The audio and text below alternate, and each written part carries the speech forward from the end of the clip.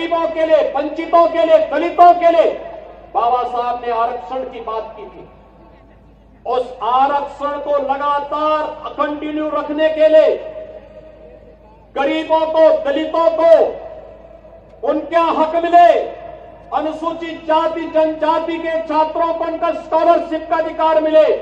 याद करिए 15-16 में अनुसूचित जाति जनजाति के छात्रों के स्कॉलरशिप को प्रदेश में समाजवादी पार्टी ने रोक दिया था।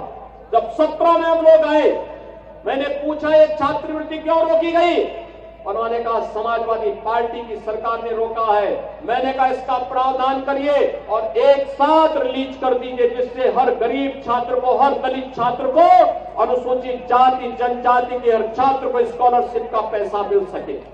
और बहनों और भाइयों, मैं आप सबको ये कहने के लिए आज आया हूं यहां पर, लखनऊ में बाबा साहब की स्मृति को जीवंत बनाए रखने के लिए, अनुसूचित जाति जनजाति के छात्रों के लिए एक भव्य स्थल बने, वहां पे शोध हो, बाबा साहब के दर्शन पर शोध हो और उच्च शिक्षा अर्जित करने के लिए स्कॉलरशिप की व्यवस्था हो।